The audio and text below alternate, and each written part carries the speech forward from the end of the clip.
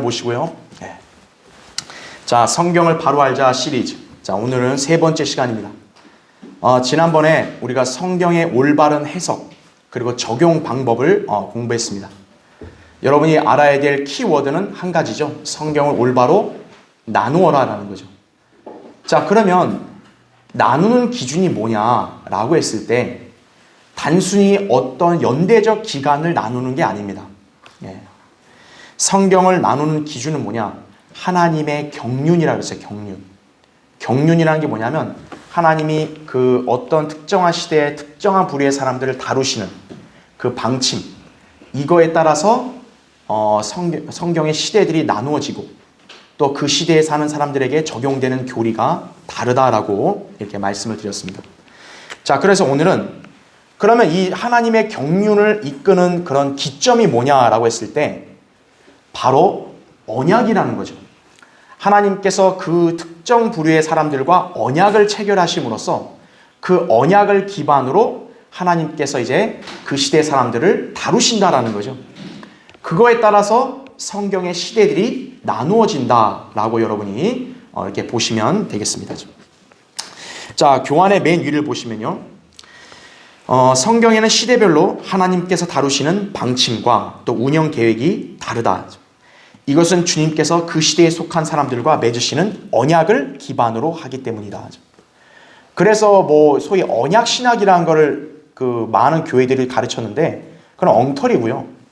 사실 이 언약이 중요한 것은 바로 이 언약이 하나님의 경륜의 기점이 된다는 거예요. 경륜을 변화를 이끄는 거예요. 이 언약이.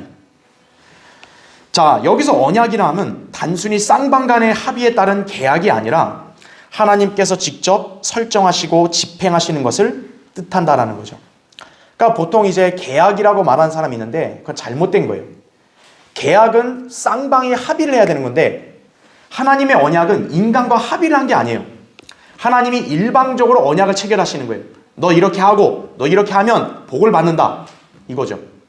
그럼 인간에게 요구되는 건 뭘까요? 하나님과 조율하는 게 아니에요. 아, 그거 마음에 안 드는데요?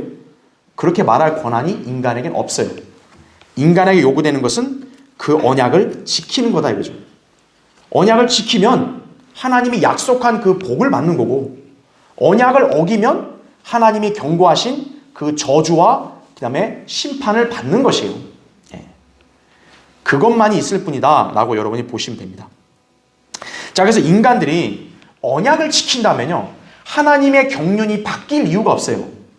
그런데 문제는 항상 인간들이 하나님의 언약을 파기해요. 하나님은 이렇게 약속을 하고 지키겠다 했는데 인간들이 하나님의 명령을 어긴다라는 거죠.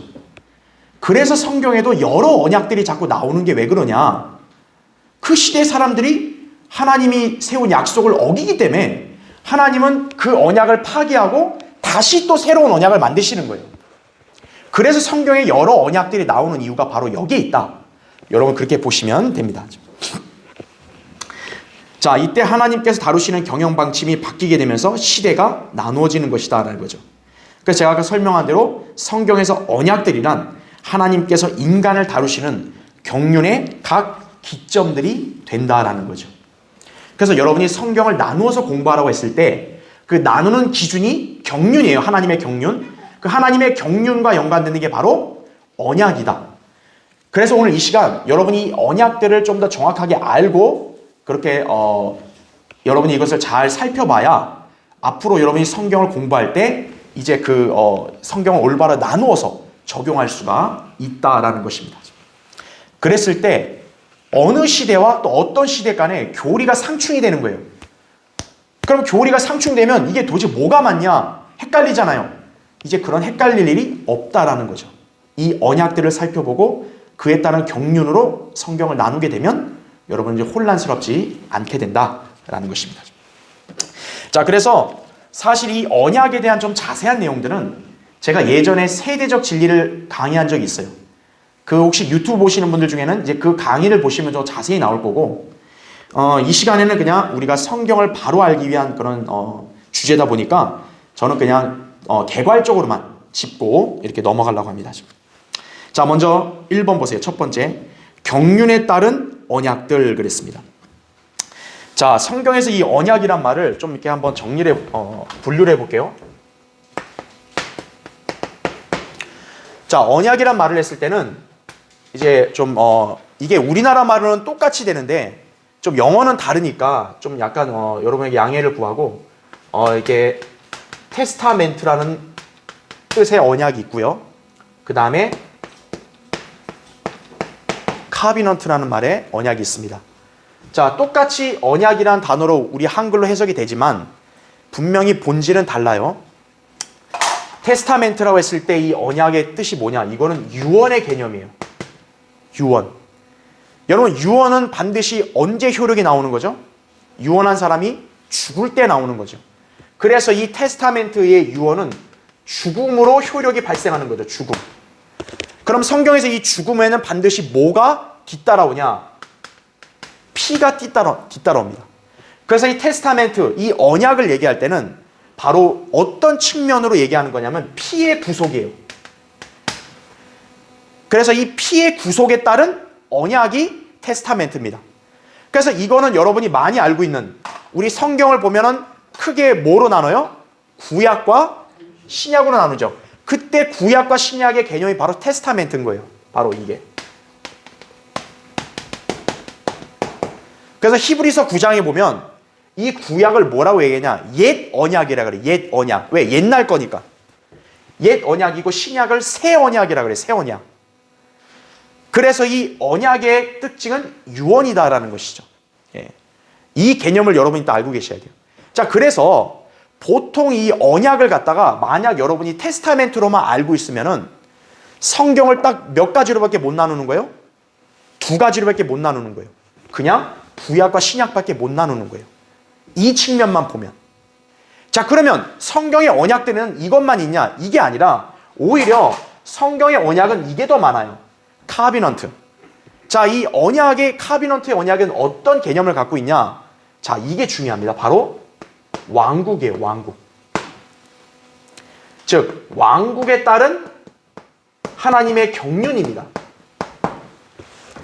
그래서 이 카비넌트라는 언약을 하나님이 인간과 체결할 때는요, 어떤 특징이 있냐? 하나님이 그 시대에 왕국을 그 사람에게 세우게 해서 이 왕국으로 통치하시게 하는, 말 그대로 하나님께서 통치를 통해 다스리시는 그 경륜, 이거와 연관된 언약을 하나님이 체결하시는 거예요.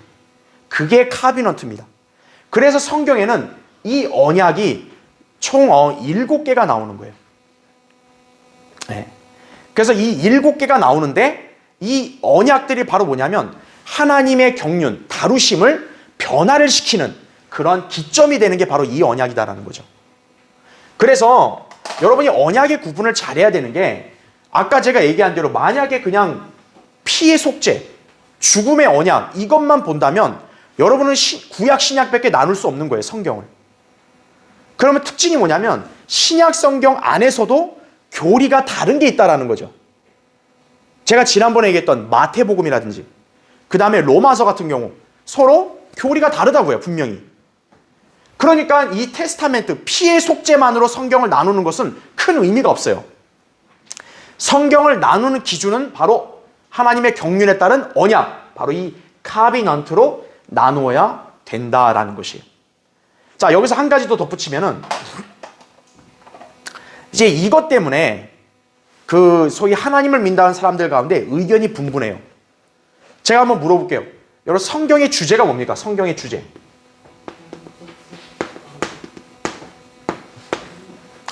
성경의 주제를요, 대다수의 교회들은 구원으로 알아요. 구원으로. 그러니까 구원으로 아니까 어때요? 언약을 이거밖에 모르는 거예요. 구원이니까 피의 속죄. 맞아. 구약은 동물의 피, 신약은 예수님의 피. 이거밖에 모르는 거예요. 근데 그것도 많이 하는 거예요. 이 교회들은 그런 것도 몰라요. 그냥 짬뽕을 하죠. 아, 그냥 구약과 신약이나 모두 그냥 예수님 믿고 구원받았다. 아니면 행위로 구원받았다. 다 그렇게밖에 얘기를 못 하는 거죠. 그런데 언약을 따진다면 그렇게 나눠야 되는 거예요. 그런데 성경의 주제를 구속이 아니라 아까 얘기한 뭐로 잡아요? 왕국이라고 올바르게 잡으면 바로 어떤 거예요? 성경을 나누는 언약을 카비넌트로 해석할 수 있다는 거예요. 그래서 하나님께서 이 사람들에게 신정 통치하도록 세우시는 이 왕국을 다루시는 계획이 구약에서도 여러 번 바뀌고요. 신약에서도 이제 바뀐다라는 거예요. 그러니까 이걸 기점으로 해서 하나님의 경륜으로 성경을 나누어야만 성경에서 모순이 없게 되는 거예요. 그래서 여러분 그 원칙을 기억하셔야 돼요. 그래서 오늘 우리가 살펴보는 것은 이 카비넌트의 언약을 주로 살펴볼 것이다 라는 거죠. 자, 그래서 교환의 밑에 2번을 보세요. 거기. 자, 하나님의 경륜에 따른 언약들 그랬습니다. 자, 이 언약들을 여러분 볼 때 구체적으로 살펴보기보다 여러분 먼저 그림을 먼저 볼게요. 맨 뒤에 보세요. 자, 교환의 맨 뒷페이지에 자, 거기 도표를 하나 이제 마련했습니다. 우리가 여러분이 기억하시겠지만 베드로후서 3장에 보면은 이전에 있던 세상이 물이 범람해서 멸망했다 그랬어요. 그게 제가 얘기했죠. 노아의 홍수가 아니라 창세기 1장 2절에서의 우주적 심판이라고 얘기했죠. 그러니까 최초의 창조가 이전의 세상이고 창세기 1장 3절부터 지금 이 시대까지는 현재의 하늘들과 땅이라 그랬죠. 그렇죠? 그 다음에 새 하늘과 새 땅은 이제 영원 시대로 돌입할 때 그때가 시작되는 거라고 제가 말씀을 드렸습니다. 그러니까 시대는 그렇게 크게 세 부류로 나누는 거고요. 그 시대 안에서도 이제 어떻게 되냐? 하나님의 언약에 따라서 이러한 시대들이 나누어졌다라는 걸 여러분 보시면 되는 거예요. 거기 그림을 보면요. 창조 다음부터 여러분 이제 뭐가 나옵니까? 무제 시대가 나오죠. 바로 이게 뭐냐면 최초의 인간인 아담과 언약을 맺음으로써 이 시대의 경륜이 시작된 거예요. 무제 시대 경륜. 그 다음에 양심 시대, 인간 정부, 약속, 율법, 교회, 환란, 왕국 시대 이렇게 하나님의 경륜에 따라서 시대들이 나누어졌다라는 거죠. 그래서 이 시대에 해당되는 사람들에게 적용되는 교리가 각각 다른 경우가 있고 또 일치하는 경우도 있는 것이에요. 자, 그래서 이거를 좀 더 그림이 혹시 이제 유튜브 못 보시는 분들을 위해서 좀 그려주면 이게 이제 그 저쪽이거든요.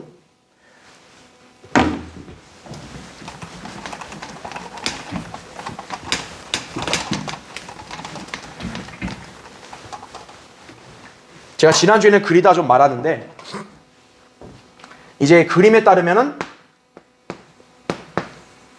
이게 이제 창세기 1장 1절의 최초의 창조, 그쵸? 최초고 그 다음에 1장 2절에 심판이 있었고, 그쵸? 그 다음에 1장 3절부터 이제 재창조가 이루어졌다라고 말씀을 드렸습니다, 그쵸? 자, 그 재창조가 있음으로써 이제 바로 누가 생기냐? 최초의 인간이 생기는 거예요. 그래서 이 인간과 이제 언약을 체결하심으로써 하나님께서 경륜을 이제 하나씩 이제 제정하신 거예요. 그래서 이제 그 하나님의 경륜에 따라서 여기에 무제 시대가 있다 그랬죠? 그 다음에가 양심, 인간 정부, 그 다음에 약속 시대, 그렇죠? 그 다음에 이제 그 다음에 율법, 그리고 이제 교회 시대. 그 다음에 사실은 여러분이 아셔야 될 게 교회 시대 다음에는 사실은 경륜적으로 보면 무슨 시대냐면 원래 왕국 시대가 와야 맞아요. 그래서 총 7개입니다. 그러면 여러분이 이제 익히 잘 아는 대환란은 그럼 어떨까요? 대환란은 교회와 왕국 사이에 마치 뭐냐? 과도기라고 보시면 돼요. 과도기라 이렇게 보시면 되는 거예요.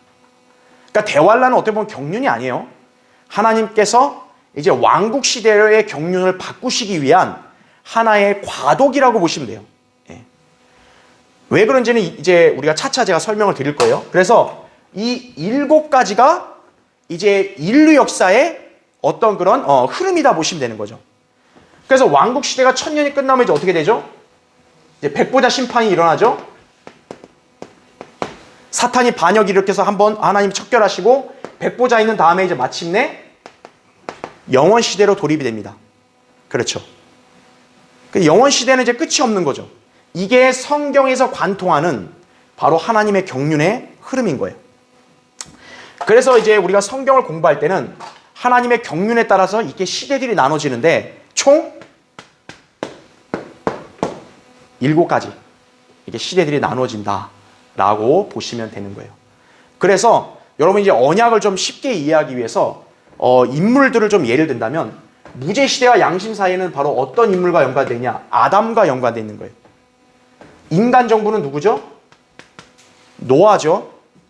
약속 시대는 누굽니까? 아브라함이죠. 율법은 누구와 연관되어 있어요? 모세죠. 교회는 예수 그리스도시죠.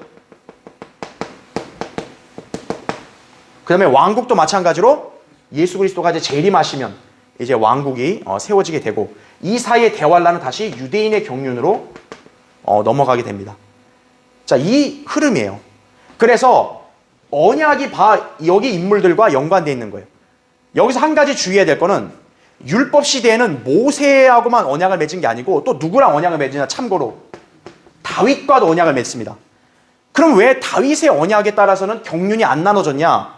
그 이유는 다윗은 이 시대에 약속을 받은 게 아니고 다윗의 약속은 언제 적용되는 거예요?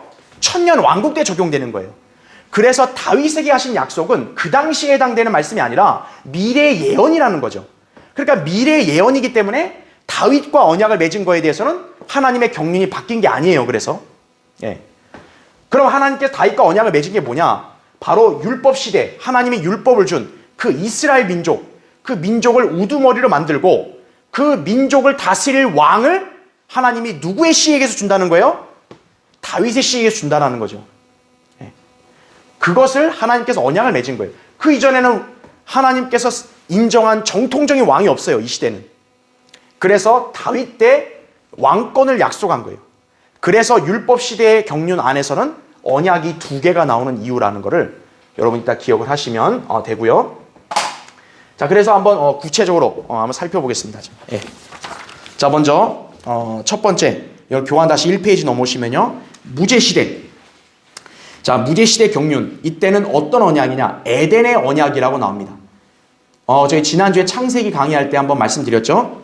에덴의 언약의 내용의 특징이 뭐냐면 괄호 1번 번성하고 땅을 다시 채우라. 창세기 1장 28절에 나오죠. 괄호 2번 땅을 정복하고 다스리라. 그러니까 아담이 에덴 동산에 살 것은 다른 게 없어요. 야, 너 나를 믿고 성경 공부해라. 그게 아니에요. 아담에게는. 그냥 아담에게 주어진 언약의 내용은 이거예요. 너 씨 많이 낳아서 너 자손 많이 낳아서 번성하고 땅을 가득 채워. 그리고 네가 다스려. 이거죠. 그 다음에 에덴 동산을 경영하고 동물들도 네가 지배해. 한마디로 네가 왕이 되라. 지금 이 말을 하고 있는 거죠. 그런데 음식은 그때는 과실과 식물로 한정되었죠. 아담이 타락하기 전에는. 그렇죠? 괄호 3번. 자, 에덴의 언약에서 한 가지가 있어요. 다만 한 가지 금기사항. 뭡니까? 금지된 열매. 선과 악의 지식의 나무의 열매는 먹지 말라 그런 거죠. 그러니까 아담이 지킬 거는요. 다른 게 없어요. 선과 악의 지식의 나무의 열매 먹지 말고 그 외에는 네가 여기 관리하고 지배하고 네 마음대로 살라 이거예요. 그냥. 한마디로. 만약 금지 열매를 먹으면 어떻게 돼요? 모든 걸 다 잃고 너는 반드시 죽는다라는 거죠. 그럼 만약 여러분 같으면 뭘 선택하는 게 낫겠어요? 그렇죠. 근데 인간은 꼭 하지 말라는 거에 꼭 호기심을 가져요. 아, 왜 하지 말랄까? 아, 궁금한데? 못 견디겠는데? 그러다 낭패를 겪는 거죠. 자, 인간은 죄를 짓기 전이었어요. 그래 왜 무제시대는 왜 하나님께서 이렇게 자유로운 걸 주셨냐? 개방력을 주셨냐? 인간이 죄를 안 지으니까. 죄가 없는 상태였으니까. 그러니까 하나님의 형상을 온전히 갖추고 있었고 하나님과 자유로이 교제할 수가 있었다라는 거죠.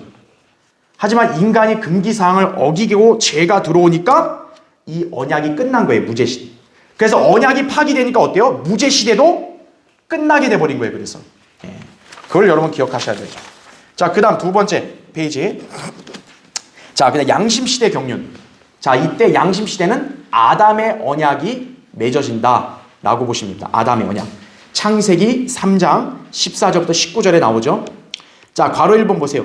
이 언약은 타락함으로 인해서 일단은 어떤 내용이 주를 이루냐? 저주가 주를 이루어요. 하나님께서는 남자에게는 어떠냐? 수고의 고통을 주신 거죠.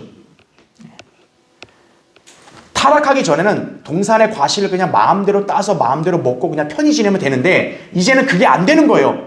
네가 먹고 살려면 어떻게 하는 거예요? 평생 고통을 스럽게 살아야 된다는 거예요. 여자에게는 해산의 고통과 남자에게 복종함을 요구하신 거죠. 이제 권위 아래로 들어가게 하신 거죠. 그리고 임신도 아마 타락하기 전에는 임신하는데 어려움 없었을 거예요. 근데 이제는 타락했기 때문에 임신도 고통스럽게 하는 거예요. 자, 뱀에게는 어떻게 할까요? 종신토록 흙을 먹고 살 것이라는 형벌을 내리셨다라는 거죠. 그리고 인간들만 저주받은 게 아니라 누구도 저주받냐? 땅도 저주를 받아요. 그래서 아담으로 인해 저주를 받아서 그 아름다움을 잃어버리게 됩니다. 자, 그래서 일단 아담의 언약에는 주로 저주의 내용이 많아요. 그런데 하나님은 너무나 은혜롭고 사랑이 풍성하시기 때문에 인간이 이런 잘못을 했어도 저주하시는 분이 아니라 은혜를 베푸시는 거예요. 자비를 베푸시는 거예요. 자, 괄호 2번 보십시오. 이 언약은 동시에 위대한 약속도 포함한다 이거죠. 이 약속은 이제 인간들을 꾀는 게 사탄, 곧 뱀 아니에요. 뱀을 저주하는 가운데 이제 주어지게 되는 거예요. 이거는 이제 성경 공부할 때도 자세히 할 거니까 간단히 넘어갈게요. 창세기 3장 15절에 보면 내가 너와 여자 사이에 또 내 씨와 그녀의 씨 사이에 적의를 두리니 그녀의 씨는 너의 머리를 부술 것이요 너는 그의 발꿈치를 부술 것이라 이거죠. 여자의 씨는 누구를 말합니까? 동정녀로 탄생하시는 예수 그리스도를 말하고 뱀의 씨는 적그리스도를 말하는 거죠. 뱀은 사탄이니까. 사탄이 예수님의 발꿈치를 문다. 십자가 사건을 말하는 거고요. 그러나 예수님은 재림 때 어때요? 사탄의 머리를 박살내시는 거죠. 재림 때 있을 일이죠. 결국 최종적인 승리는 누가 하시는 거예요? 여자의 신 예수 그리스도가 하시는 거예요. 하나님이 하시는 거예요. 이게 아담의 언약에 주어진 약속이다라는 거죠. 그래서 괄호 3번 하나님께서는 비록 타락하여 낙원에서 쫓겨나는 인간들이지만 그들에게 이러한 약속들이 사실임을 인쳐주시기 위해 한 표적을 주셨으니 곧 가죽 옷으로 그들에게 입혀주셨다는 것이다. 가죽 옷은 바로 뭘 얘기해요? 양의 가죽 옷을 말하겠죠. 왜냐하면 바로 양이 뭐예요? 속죄의 제물이기 때문에 그런 거죠. 그러니까 그 어린 양이 결국 예수 그리스도를 가리키는 건데 바로 그 속죄의 제물이 어린 양이라는 것은 창세기 3장부터 사실 언급이 되는 거예요. 아담과 이브가 빨개벗겨졌잖아요. 무화과 나무로 가렸잖아요. 하나님이 그걸 싹 걷어내시고 양의 가죽 옷을 입혀주셔서 그들의 죄를 사해 주신 거죠. 자, 괄호 4번 선과 악의 지식의 나무의 열매를. 자, 어쨌든 하나님이 인간에게 그런 자비와 은혜를 베푸셨지만 결국 하나님의 언약을 어겼단 말이에요. 그렇죠? 그래서 이 나무의 열매를 먹었을 때 뱀이 얘기한 대로 선과 악을 알게 된다 그랬어요. 다시 말하면 인간에게 이제 바로 뭐가 생긴 거예요? 양심이라는 게 생긴 거예요. 양심. 그래서 이제 인간은 이후로부터 양심에 따라 심판을 받게 되는 것이에요. 그래서 이 시대를 바로 어떤 경륜이라 불렀냐? 양심 시대의 경륜이라고 그래서 이렇게 표현한 것이에요. 결국 아담의 타락 이후로 이제 아담과 이브가 자녀들을 계속 낳고 살 거 아니겠어요? 이제 그 인간들은 모두 양심에 따라서 선을 행해야 되는 거예요. 악을 행하면 저주를 받는 거죠. 이제 그렇게 바뀌게 된 것입니다. 하지만 인간들은 아담이 타락한 다음에 양심이 생겼잖아요. 그럼 양심에 따라 인간들은 선을 더 행할까요? 악을 더 행할까요? 인간은 악을 더 행하는 거예요. 인간이. 창세기 6장 5절에 보면 하나님께서 사람의 사악함이 세상의 창대해짐과 마음의 생각의 상상이 계속해서 악할 뿐임을 보신다 그래요. 아니, 인간이 선하다고 가르치는 그런 학교들 있잖아요. 소위 그 정부 당국들. 엉터리죠. 인간이 선해요? 양심이 있으니까 인간이 선을 택해요? 인간은 오히려 악을 택한다는 거예요. 그게 성경적 관점이에요. 결국 하나님께서는 어떻게 했냐? 인간을 지으신 걸 후회하신 거예요. 그래서 홍수로 지면의 모든 인간들을 다 쓸어버리시겠다고 하나님이 결정하신 거예요.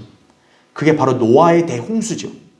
그래서 노아의 홍수로 인해서 아담에게 주어진 양심시대의 경륜도 결국 어떻게 되는 거예요? 끝나버리게 되는 거예요. 그래서 막을 내리게 됩니다. 자, 세 번째, 인간정부 시대의 경륜 보겠습니다. 자, 이때는 노아의 언약을 맺어요. 자, 대홍수의 심판을 행해서 하나님은 지구상의 모든 인간을 다 죽이시려 했는데 한 사람이 은혜를 받아요. 누굽니까? 노아죠. 노아는 의인이었어요, 그 당대. 그래서 하나님께서 노아에게 방주를 만들어 그 방주에 누구든지 들어오면 대홍수로부터 안전할 것이다 그랬어요. 그 노아가 방주를 짓고 가족들 들어갔잖아요. 120년의 유예기간을 줬는데 노아가 그 방주로 초대한 사람은 자기 가족 외에는 있어요, 없어요? 없어요. 이 시대도 예수 그리스도의 복음을 세상에 전하면 많은 사람들이 믿을 것 같죠? 천만에요. 안 믿어요. 야, 무슨 소리야, 지옥이래. 야, 지금 내가 사는 게 지옥이다, 이런 소리 하고 있는 거예요. 진짜 지옥이 뭔지를 맛을 못 본 거죠. 하나님의 그 오래 참으심으로 노아 때 120년을 참아줬는데 인간들은 까불고 있는 거예요. 에이, 무슨 홍수야. 잘 먹고 잘 살아야지. 그러다 홍수 났을 때 다 죽어버린 거예요. 네. 자, 대홍수의 심판을 통해 괄호 1번 보세요. 오직 노아와 그의 가족들만이 살아남게 되는 거예요. 이것은 마치 아담이 창조됐을 때의 상황을 연상하게 합니다. 그래서 노아의 언약은 아담이 타락하기 전에 맺었던 에덴의 언약과 유사한 면이 많아요. 왜냐하면 아담도 어떤 상황이었어요? 하나님께서 창세기 1장 2절에서 우주적인 물 심판을 하신 다음에 재창조하고 아담에게 땅을 다시 채우라 그랬잖아요. 노아 때는 홍수를 통해서 지구의 모든 그런 생명체를 몰살시키고 노아를 통해서 다시 시작했잖아요. 그래서 아담과 노아의 언약에는 비슷한 내용들이 많은 거예요. 자, 어떤 내용이 있냐? 동그라미 1번 보세요. 일단 번성하고 땅을 다시 채우라 이거예요. 네. 왜냐하면 지면에 거의 대다수 생명체가 다 죽었잖아요. 다시 채우라 이거죠. 2번, 동물들에 대한 지배권도 노아에게 다시 허락하신 거죠. 근데 3번, 금기사항이 하나 생겼어요. 자, 잘 보세요. 아담에게는 금기사항이 뭐였어요? 선과 악의 지식의 나무의 열매를 먹지 말라 그랬잖아요. 근데 노아에게 금기사항은 뭐였어요? 피째 먹지 말라 그러죠. 그러니까 선과 악의 지식의 나무가 바로 피를 상징하는 포도열매라고 말하는 거예요. 그래서 그 다음에 4번, 사형제도를 제정합니다. 노아 때는 이제 하나님이 사형제도를 줘요. 누가 사람 죽였어, 죽여야 돼요. 근데 세상은 지금 사형제를 거의 폐지했죠. 예. 사형제를 폐지하니까 어때요? 별의별 미친 인간들이 나와가지고 사람을 죽이는 거예요. 그냥 사람 죽인 다음에 심신미약입니다. 술 취했습니다. 죄송합니다. 백날 그렇게 가는 거예요. 그게 사형제도를 제정하는 게 하나님의 뜻이에요. 하나님 말씀이에요. 사형제를 집행 안 하는 건 그 나라는 하나님의 뜻에 역행하는 거예요. 그래서 동그라미 5번, 언약의 표적, 무지개죠. 네, 그렇게 주셨죠. 자, 괄호 2번 보세요. 물론 노아의 언약이 새롭게 체결되었다고 해서 인간들의 죄에 대한 하나님의 심판의 근거가 바뀐 것은 아니다라는 거죠. 아담의 타락으로 인해 인간에게는 양심이 생겨났기 때문에 여전히 양심 시대가 연장된 상태다. 다만 여기서 시작되는 인간 정부 시대는 다른 관점으로 시작되는 경륜인데 그것은 왕국에 관한 경륜이다라는 거죠. 그러니까 쉽게 말하면 바뀐 거예요. 처음에는 아담의 후손들을 가득 채워서 하나님이 세상을 통치하려고 한 건데 아담의 후손들이 죄가 가득 차니까 홍수로 진멸시키고 이제는 노아와 그 세 아들들을 통해서 하나님께서 다시 한번 세상을 신정 통치하려 하신 거죠.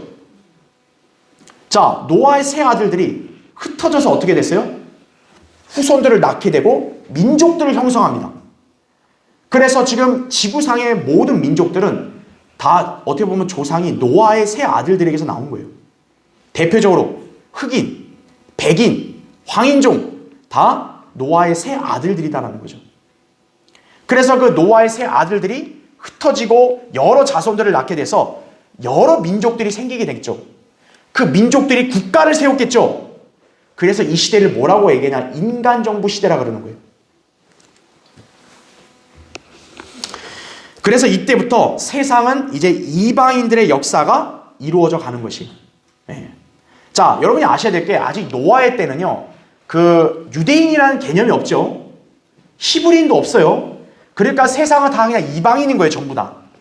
그러니까 하나님은 아담 때와 마찬가지로 노아 때도 세상의 모든 사람들을 그냥 동시에 다 신정 통치하시려고 했던 거예요.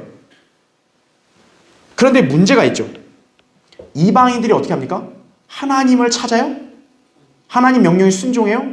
아니에요. 오히려 하나님 명령을 어기고 죄를 짓습니다. 자, 괄호 3번 보세요. 그래서 괄호 3번 밑에 동그라미 1번 보세요. 최초의 왕국이 창세기 10장 10절에서 님롯을 통해 시날 땅 바빌론 지역에 세워진 이방 왕국인데, 여기서 님롯은 하나님을 대적하는 힘센 사냥꾼으로서 적그리스도와 그의 왕국의 모형이 됩니다. 님롯이 세웠는데 그 님롯이 적그리스도 유형인 거예요. 하나님을 대적하는 거죠. 그리고 이방 왕국들은 하나님 명령에 따라 흩어지는 게 아니에요. 하나님께서는 흩어져서 땅을 채우라 그랬는데 인간들은 흩어지는 게 아니라 어떻게 해요? 하나로 모이는 거예요. 뭉치는 거죠. 연합을 하는 거예요. 자, 동그라미 2번 보세요. 온 땅의 민족들이 한 곳에 모인 것은 하나의 정부로 통일해서 동일한 목표를 성취하기 위해서다 이거죠. 그 목표가 뭘까요? 바벨탑을 쌓는 거예요. 바벨탑. 인간이 하나 모이면 잘할 것 같죠? 아니에요. 인간이 모이면 하나님을 대적하는 거예요. 바벨탑 쌓고 하늘까지 올라가려는 거예요. 하나님을 대적하라는 죄를 짓죠. 자, 그래서 하나님은 어떻게 했을까요? 노아 때처럼 홍수를 일으킨 게 아니에요. 왜냐하면 하나님께서는 노아의 홍수 다음에 인간들이 너무 불쌍하니까 내가 다시는 홍수로 이렇게 쓸어버리진 않겠다고 말씀하신 거예요. 그래서 홍수의 심판은 따로 안 하시고 대신 어떻게 하냐? 언어를 혼란시켜버린 거예요. 바벨탑 이전까지만 해도 언어가 하나였는데 그 언어를 혼란시키니까 바벨탑 쌓을 때 소통이 되겠어요? 소통이 안 되죠. 알아서 흩어지게 돼버린 거예요. 하나님이 강제로 흩어지게 한 거다. 자, 3번 보세요. 결국 온 인류를 한 번에 다루시려는 하나님의 계획은 바뀌게 된다는 거죠. 하나님의 다루심은 온 인류가 아니라 이제는 어떻게 합니까? 한 민족을 택하겠다 그냥. 그러니까 하나님의 신정 통치가 세상의 모든 민족들에게 하려고 했더니 말을 안 들어요. 그러니까 하나님의 계획을 바꾸신 거예요. 어떻게 바꿔요? 온 세상을 내가 다 다스리는 게 아니고 한 민족을 택해서 그 한 국가만 신정 통치하자 이거죠. 그래서 다른 이방 민족들이 어때요? 그 한 국가를 보고 하나님을 찾고 경배하게 하자. 하나님이 그렇게 계획을 수정하십니다. 그래서 창세기 12장에 바로 중요한 인물이 나오죠. 누가 나오는 거예요? 아브라함이 그래서 나오는 거예요. 이제는 아브라함을 통해서 하나님께서 그 계획을 이제 바꾸셔서 아브라함의 씨를 통해 한 민족을, 한 국가를 만들어서 그 국가를 번성케 하고 으뜸으로 만들어가지고 세상 이방 민족들에게 모범이 되게 하겠다. 하나님이 그런 계획을 수정해버리시는 거예요. 그래서 이제 노아에 있던 인간정부 시대가 끝나고 그 다음 페이지 보세요. 이제 어떤 시대가 돌아온 거예요? 약속 시대의 경륜이 이제 새롭게 바뀌게 되었다라는 것이죠. 자, 약속 시대까지만 볼게요. 괄호 1번. 자, 아브라함을 하나님이 무조건적으로 선택하십니다. 아브라함은요, 원래 칼데아의 우상 숭배자예요. 근데 하나님이 아브라함을 택해서 어때요? 너 거기서 나와라. 내가 너를 복준다 그랬죠. 그래서 아브라함은 위대하게 됐죠. 아브라함 자신이 복을 받아요. 창세기 12장 1절부터 3절에 나오고요. 그 다음에 괄호 2번. 아브라함의 언약은 크게 두 가지라고 제가 말씀드렸죠. 첫 번째는 씨에 관한 언약. 즉 아브라함의 씨를 번성케 해서 네 후손들을 아주 끝도 없이 가득 채우겠다 그랬죠. 두 번째, 더 중요한 거. 아브라함에게 뭘 약속해요? 땅을 약속합니다. 땅. 바로 아브라함의 씨가 차지할 땅을 하나님이 정해주신 거예요. 그 땅이 어디입니까? 바로 이스라엘 현재 거주하고 있는 바로 그 팔레스타인을 포함해서 이집트 나일강에서 저 유프라테스 강까지, 저 이라크, 저 이란 거기까지. 그거를 하나님이 이스라엘에게 약속하신 거예요. 그래서 이제 어떻게 되냐? 하나님의 그런 경륜과 관점이 그전에는 이방인으로만 딱 집약됐다가 나눠지게 되는 거예요. 자, 여기서 좀 간단히 설명만 하고 마칠게요. 지금 아담을 통해서 무제 시대에는 에덴의 언약을 맺었고 여기는 아담의 언약을 맺었단 말이에요. 언약을. 인간 정부에는 노아의 언약을 맺었어요. 자, 여기서 중요한 게 뭐냐면 지금 제가 아까 경륜이라는 게 왕국에 관한 경륜이라 했잖아요. 하나님께서 누구를 세워서 다스리시는. 아담, 노아 다 실패한 거예요, 전부 다. 그래서 무제 시대에는요. 죄가 없으니까 뭘 할 게 없어요. 그냥 선과 악의 지식의 나무 열매만 먹지 않으면 돼요. 근데 먹었잖아요. 그래서 이제 어떻게 되냐? 이때는 양심에 따라서 인간이 심판을 받는 거예요. 양심으로 잘하면 구원받고 양심으로 했는데 어겨서 악을 행하면 형벌을 받고. 그게 어디까지 이어지는 거냐? 잘 보세요. 약속 시대부터 율법 시대까지는 다 뭐예요? 양심으로 이어집니다. 바로 이 양심 시대, 인간 정부 시대는 유대인이라는 개념이 있다 그랬어요? 없다 그랬어요? 없다 그랬어요. 그러니까 이때까지는 그냥 누구만 있는 거예요, 지상에는. 이방인만 있는 거예요, 이방인만. 그러니까 이방인은 다 뭐예요? 아담부터 노아 때까지는 전부 양심으로 구원을 받는 거예요. 양심으로 선을 행하면 구원받는 거예요. 근데 이제 좀 달라지는 거예요. 아브라함이 등장하면서부터는 하나님의 계획이 바뀌었어요. 그냥 지구의 민족을 다 한꺼번에 다루는 게 아니라 나눠버리시죠. 그래서 약속 시대부터는 누구예요? 아브라함과 그 가족. 유대인의 시초가 뭐예요? 바로 히브리인이죠. 히브리인. 그쵸? 그리고 아브라함과 무관한 사람들은 다 역시 뭐예요? 이방인이죠. 약속 시대부터는 이렇게 나눠지는 거예요. 하나님의 다루시는 대상이 그전에는 그냥 지구상의 한 민족이었다가 이제는 아브라함 때부터는 바뀌는 거예요. 히브리인과 그 다음에 히브리인이 아닌 이방인으로 바뀌는 거예요. 그러면 여러분이 아셔야 될 게 아브라함은 뭐 이제 다음 시간에 배우겠지만 하나님으로부터 무조건적인 복과 약속을 받았잖아요. 그리고 율법 시대의 모세는 율법을 받았잖아요. 유대인들은 하나님의 약속을 믿고 율법을 지키는 행위로 하면 되는 거죠. 그러면 반대로 이방인은 어떨까요? 이방인은? 아브라함 때부터 모세 그 이후까지 구약시대 이방인들은 그럼 어떻게 될까요? 하나님이 이방인들에게는 니네는 그냥 지옥 가다 이럴까요? 구약시대 아브라함부터 다윗 모세 그리고 그 위에 구약시대 때까지 이방인들은 다 아까 얘기했던 뭐로요? 양심으로 하나님이 다루시는 거예요. 비록 하나님의 그 경륜에 따른 그 계획이 유대인에게만 한정됐지만 이방인도 어때요? 구원받을 수 있도록 하나님은 양심을 계속 제정해 놓으신 거예요. 그래서 여러분이 아셔야 될 게 경륜은 바뀌었지만 이 양심은 구약 때까지 어때요? 여전히 계속 유지가 되는 거예요. 다만 이방인들에게 되는 거죠. 이제 아브라함부터 시작해서 히브리인들은 이제 뭐예요? 좀 하나님의 다루심이 바뀌었죠. 하나님의 약속과 그다음에 율법 이것으로 바뀌게 된 거죠. 여러분 그것을 기억을 하시면 돼요. 그래서 이제 아브라함에게 주어진 약속은 이삭과 야곱에게도 이어집니다. 그래서 그들은 약속을 상속받죠. 그래서 약속의 상속자들이란 말을 쓰는 거예요. 그래서 이 시대를 약속 시대라고 이렇게 명칭을 하는 거다라고 여러분이 보시면 되겠습니다. 자, 시간이 없는 관계상 여러분 이 교환을 다음 주에 다시 가져오시고 다음 시간엔 이거랑 또 이어서 이제 하나님의 그 경륜에 따른 구원 방법까지 한번 살펴보겠습니다.